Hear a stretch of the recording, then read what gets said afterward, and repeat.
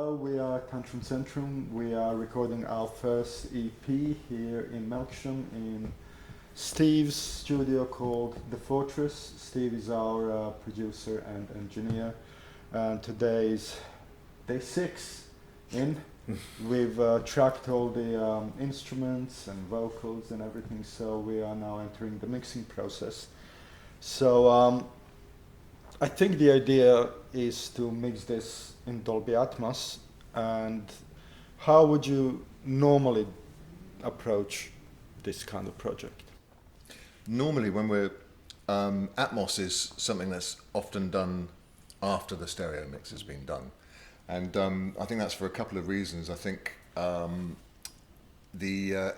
is still quite an unknown quantity to artists and consumers. The artists aren't quite sure about that. There's more information coming through, but artists aren't quite sure what you have to do to make an Atmos mix, how much it costs. The consumers are kind of beginning to get the hang of how you consume Atmos, and the information is coming through. And you know, first and foremost, the reason for doing an Atmos mix is that it sounds so good, because you know, with stereo there's a lot of compression and a lot of limiting to make it sound.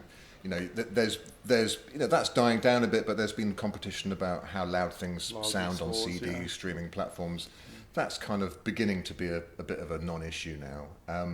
But the thing about Atmos is that there is a built-in 18 dB dynamic range. Okay. So which means you can have genuine transients, genuinely loud and soft, and I think that's probably a lot to do with the fact that it's the film standard for cinema. So there's a huge amount of dynamic range built in, and that really benefits music in the way that old school hi-fi used to be the thing. You know, dynamic range and headroom is what high fidelity originally stood for.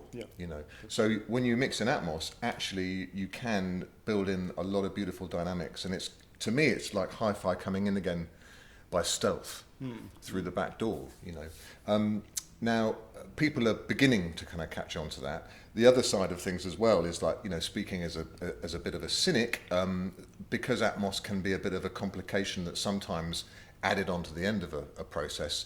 That, you know, Apple Music want everyone to be using spatial audio, so they give you a bit of extra promotion if you're doing that, and I think record companies are kind of quite savvy to that, so they go, let's do an Atmos mix because maybe we can get a little bit of extra exposure, and of course that's the way it is at the moment. I think that will change as it becomes more of a standard deliverable. But you know, the other thing to talk about really is the difference between mixing in stereo and mixing in Atmos. So quite often there'll be a stereo mix that's already been mastered as well. So it's the stereo mix has been kind of gone through its normal bus kind of glue and EQ and all that kind of nice stuff, and then it's gone through the secondary process of mastering, where it's probably limited a little bit more, you know, made a little bit louder, given a little last bit of gloss and air, and kind of, you know, adapted to suit streaming services, kind of a one-size-fits-all sort of approach. So I get that, and then I'll get usually a set of stems, so kind of, you know, just kind of a little bit less detailed than a multi-track, so perhaps drums over 4 tracks, bass, some of the guitars, some of the keyboards, backing vocals, main vocal, maybe some effects. Usually kind of maybe 15 or 20 stereo sets of stems.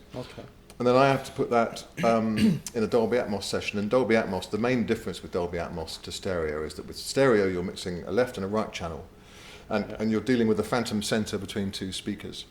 So Dolby's not like that at all, because you're basically working within a virtual hemispherical dome of sound. So everything in Dolby Atmos travels out as objects.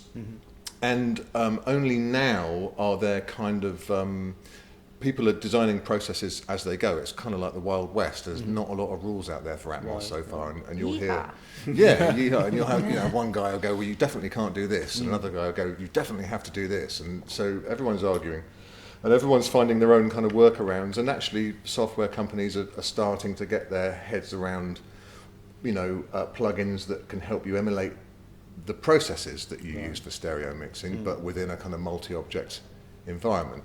So that's a bit dull, but what it really means is that it's quite difficult with a Dolby Atmos mix to kind of chuck it all out through a nice analog compressor, for example. It's not totally straightforward. There are ways of doing it. So the main difference of what we're doing, and which is why I'm really looking forward to what we're doing, is that we're actually starting in Atmos from the get-go, right? Exactly. This is what we're trying to do differently, and because we are independent 100%, we don't have a label saying, have to do it this way or whatever. So we are basically, as I understand, trying to mix these three pieces of music with Dolby Atmos approach in the forefront, rather than as a kind of... Yeah, that's right. And we haven't been working natively in a Dolby Atmos enabled Pro Tools session, monitoring actually in Dolby Atmos as we record and work. It's possible to do that. It's still quite expensive and a little clunky to do that, and there's latency issues as well. But it's doable. But we're working in stereo, but we're miking everything up and recording everything with spatial assets kind of in mind, and we're thinking, okay, well actually let's record that, but let's put a mic here, let's put a mic there. Maybe this can go here, this is something that could go here, this is something that's going to be all around. So we're kind of approaching it, and we're going to do the Atmos mixes first, get happy with that, and then afterwards we'll do the stereo mixes because we have to, and they will be informed by what the Atmos mix sounds like. So this is a flipping the process from what I'm used to. So I'm really looking forward to it, and there's no reason why it shouldn't be great. Yeah, absolutely. Before Jay, our bassist, mentioned Dolby Atmos, I didn't know anything about it, so I'm going to ask you, what inspired you to even suggest that we do this? For a start, it's a new market, and like Steve's already said, there's benefits of having an Atmos mix, but most of the time it is stereo to Atmos rather than the other way. Atmos first and then doing a stereo mix, so you can play on streaming places that haven't got spatial surround. But it's also, I think, as artists, it's always nice to try something, because I think we've all been in various bands or sessions where it's been purely stereo, whether it's been real, ADAT and all the way through. So it's kind of been there, seen it, done it. And although the process I still find quite interesting and exciting, having to think of something extra and with mic placement and where you might have a DI and a mic, but then you go in, well, we'll have 2 or 3 more room mics because we can throw that out even further, or we can play with, so it just gives it's extra tools. So I think more and more the control desk is becoming another instrument rather than just a means to an end. Sounds good. And I'm not quite sure when this is going to be available for your listening pleasures. Probably early next year.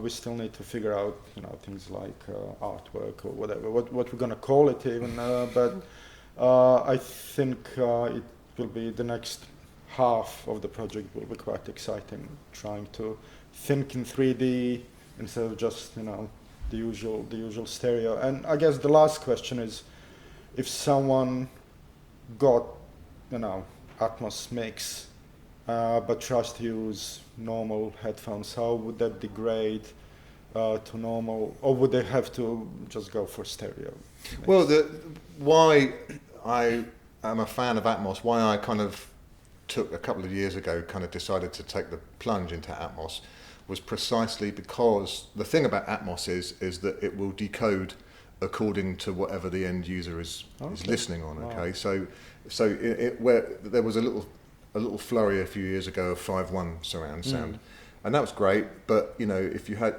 to have a 5.1 speaker set up to listen to it, and most of the time that was set up wrong, and if it wasn't set up right, a lot of that kind of proper phase coherence would just go out the window, and it was really difficult. But now Atmos will, when it hits an Atmos compliant device, it will say, right, how many speakers have you got? Okay, I'll map it to those. So as a consumer of music, someone who listens to a lot of music, I usually just, have a pair of headphones on the bus, on the train, in the gym.